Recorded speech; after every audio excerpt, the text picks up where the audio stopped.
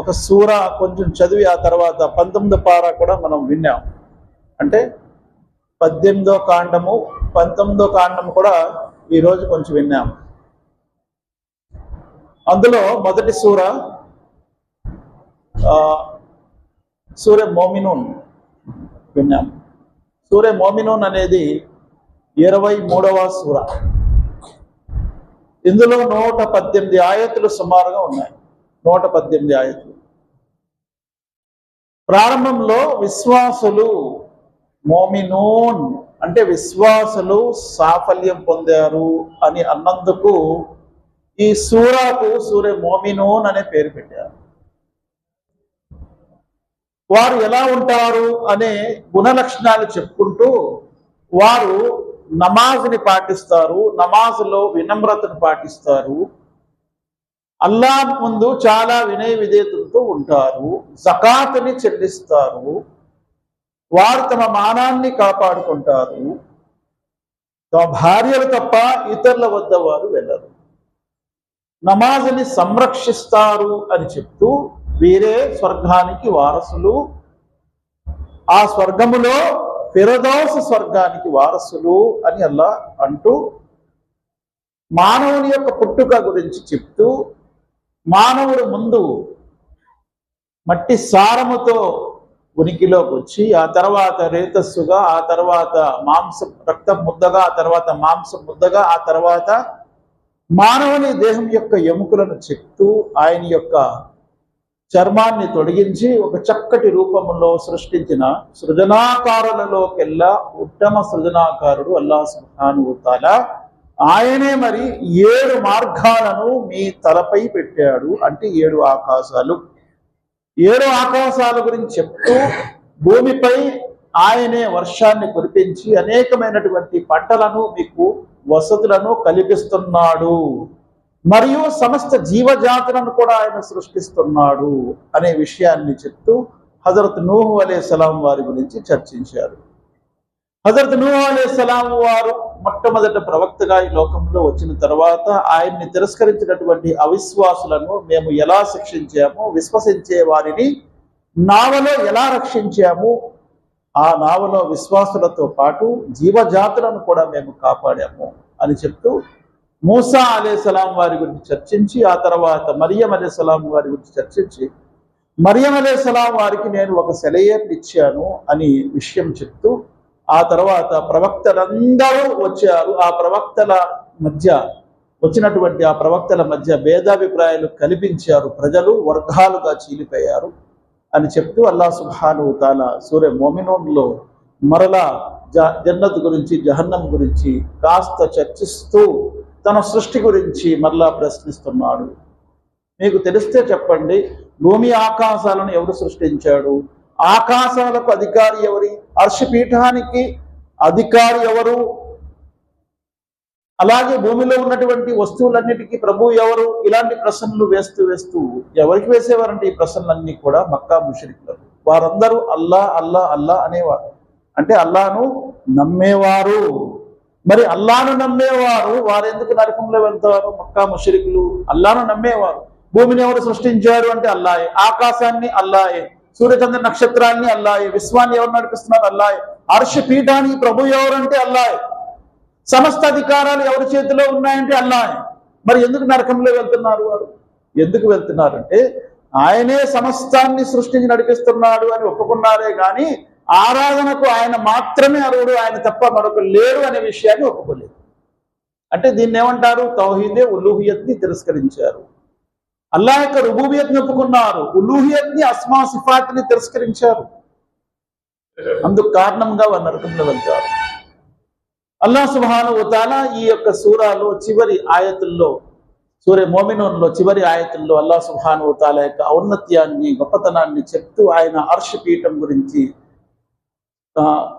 ఆయన అర్ష్ పీఠం ఎంత గొప్పది అని చాటుతూ ఈ సూరాని ముగించారు.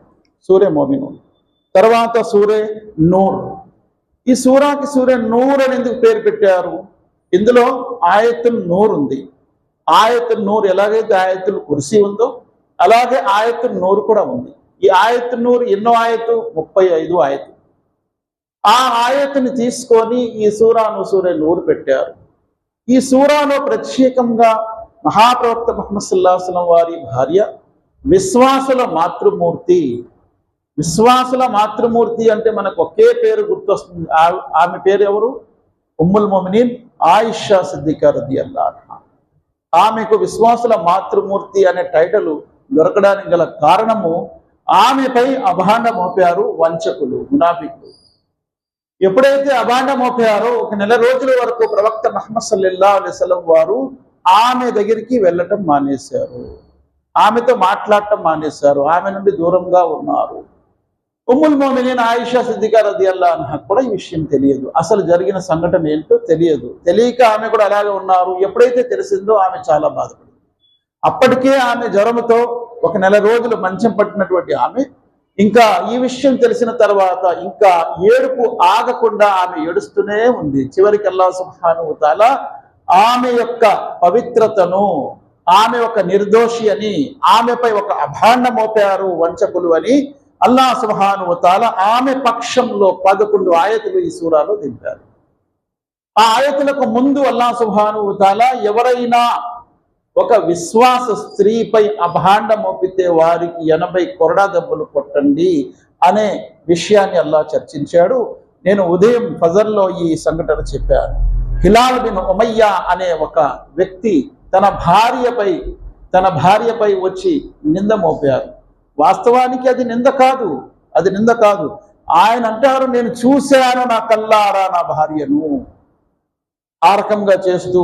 అప్పుడు అల్లాహ్ సుబ్హానహు వ తఆలా అన్నారు, 4 సాక్షులను తేపోతే నీపై 80 కొరడా దెబ్బలు కొట్టాలి, ప్రకటించారు. 80 కొరడా దెబ్బలు కొట్టాలి. ఆ తర్వాత ఆయన వెళ్ళి సాక్షులు తేలేకపోయారు. కానీ అల్లాహ్ సుబ్హానహు వ తఆలా అన్నారు, సరే ఒకవేళ ఎవరికైనా సాక్షులు దొరకకపోతే వారు 4 సార్లు అల్లాహ్ సుబ్హానహు వ తఆలాకు సాక్ష్యం పెట్టి అనాలి, నేను సత్యం చెప్తున్నాను, నేను ఒకవేళ అసత్యం చెప్తే నాపై అల్లాహ్ యొక్క శాపం కలుగునుగాక. అదే మాట భార్య కూడా చెప్పాలి, నేను సత్యం చెప్తున్నాను, ఆయన అబద్ధం చెప్తున్నాడు. 4 సార్లు నేను సత్యం చెప్తున్నాను చెప్పిన తర్వాత ఒకవేళ నేను అసత్యంపై ఉంటే నాపై అల్లాహ్ శాపం కలుగునుగాక.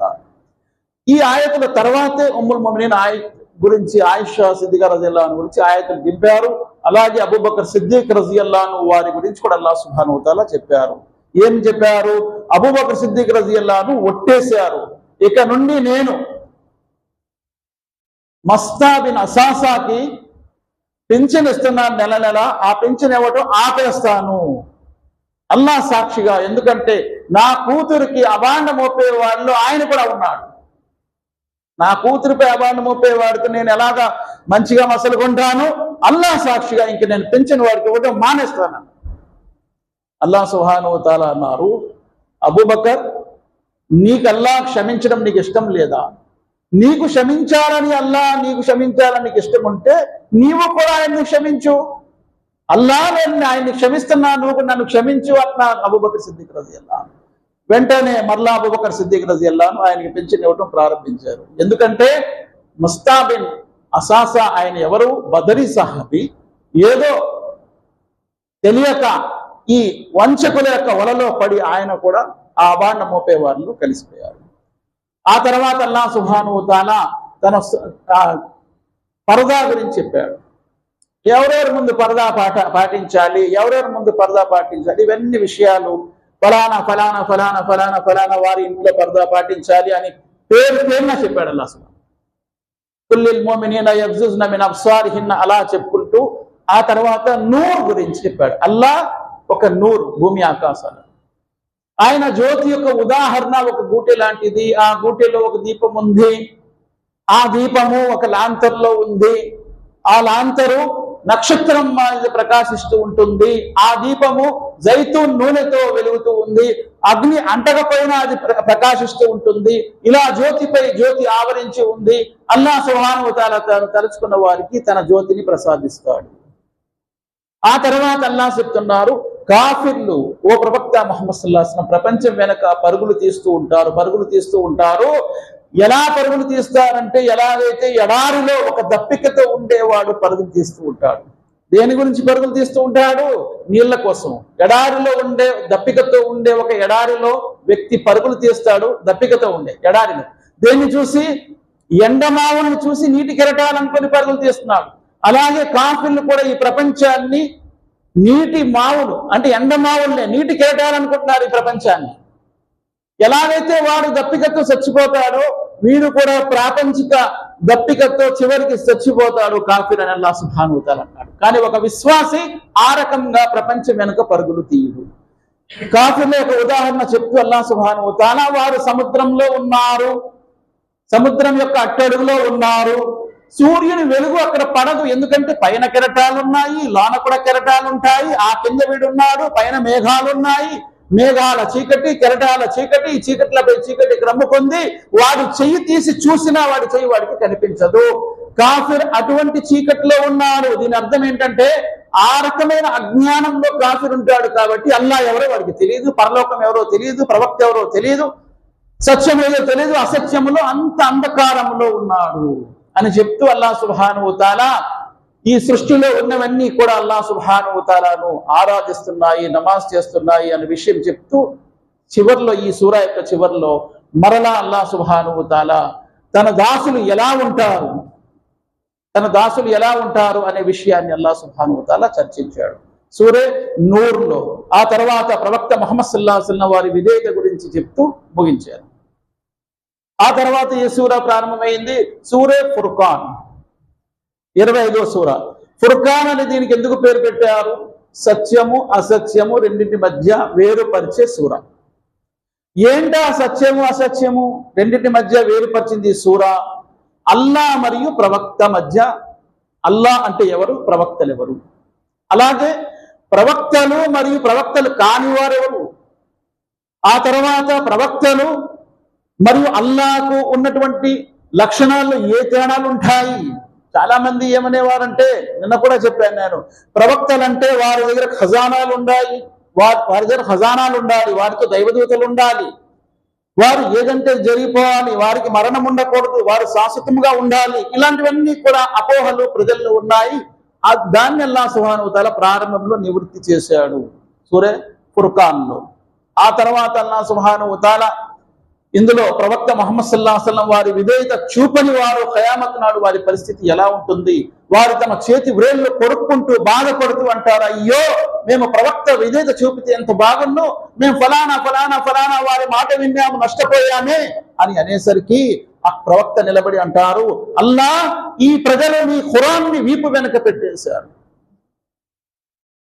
ఈయన జాతి వారు. అక్కడ ఏమంటున్నారు, ఓ నా ప్రభు, ఒకాల రసూలు యా రబ్బి ఇన్నా ఖౌమ్ ఇత్తఖజు హాజల్ ఖురాన మహజూరా, ఈ నా జాతి వారు నీ గ్రంథాన్ని వీపు వెనక పడేశారు. ఆ తర్వాత నరకం గురించి అల్లాహ్ సుబ్హానహు వ తఆలా చర్చించాడు, స్వర్గం గురించి చర్చించాడు. చివరిని రెహమాన్ యొక్క దాసులు ఎలా ఉంటారు అనే విషయాన్ని చర్చించక ముందు, రెహమాన్ యొక్క దాసులు రెహమాన్ ముందు సజ్దా చేయమని చెప్తే వెంటనే సజ్దాలో పడిపోతారు. మనమందరం కూడా అక్కడ సజ్దా చేశాము సూరే ఫుర్ఖాన్లో. ఆ తర్వాత రెహమాన్ యొక్క దాసులు ఎలా ఉంటారు, భూమిపై ఎలా నడుచుకుంటారు, ఎలా వినయ విధేయతతో ఉంటారు, వారు గర్వముతో నిక్కుతూ నడవరు, మరియు అజ్ఞానులతో మూర్ఖులతో మాట్లాడదలుచుకుంటే నీకు ఒక సలాం రావు అంటారు. అంటే వైదా ఖాతముల్ జాయిలూన ఖాలు సలాం, నీకు సలాం అని చెప్పి అక్కడ నుండి తప్పుకుంటారు. అంతేగాని మూర్ఖుల నోరులో వీళ్ళు కూడా మూర్ఖులైపోయి వాదించరు. ఆ తర్వాత అల్లాహ్ అంటున్నారు, వారు జీవితంలో షిర్క్ చేయరు, వ్యభిచారానికి దగ్గరికి వెళ్ళరు, హత్య నేరాలు చేయరు, అబద్ధపు సాక్ష్యాల్లో ఉండరు, అబద్ధపు మాటలు చెప్పరు. వారు తమ యొక్క భార్య పిల్లలు అల్లా నా కళ్ళకు చల్లదనం చేయని అల్లాహ్తో దువా చేస్తూ ఉంటారు, నరకాన్ని నుండి నన్ను కాపాడు, నా కుటుంబ సభ్యులపై నాకు నాయకుడుగా ఇమాంగా చేయల్లా అని అల్లాహ్తో దువా చేసుకుంటూ ఉంటారు. చాలా వినయ విధేయతలతో అల్లాహ్ ముందు మసలుకుంటూ ఉంటారు. ఇలాంటి వారే జన్నత్లో వెళ్తారు అని అల్లాహ్ ముగించాడు. ఈ 3 సూరాలు విన్నామండి. అల్లాహ్ సుబ్హానహు వ తఆలా దువా చేస్తూ ముగిస్తున్న అల్లాహ్ ఖురాన్ మరియు హదీస్ రెండు చదువుతూ వాటిని ఆచరిస్తూ ఆ విషయాన్ని తెలియని వారి వరకు అందించే భాగ్యాన్ని ప్రసాదించుగాక. అల్లా బ్రతికినన్నాళ్ళు ఇస్లాంపై బ్రతికే భాగ్యం ప్రసాదించు, మరణం ఈమాన్పై ప్రసాదించు. ربنا آتنا في الدنيا حسنة وفي الآخرة حسنة وقنا عذاب النار. ربنا اصرف عنا عذاب جهنم إن عذابها كان غراما إنها ساءت مستقرا ومقاما. سبحان ربك رب العزة عما يصفون وسلام على المرسلين والحمد لله رب العالمين برحمتك يا أرحم الراحمين.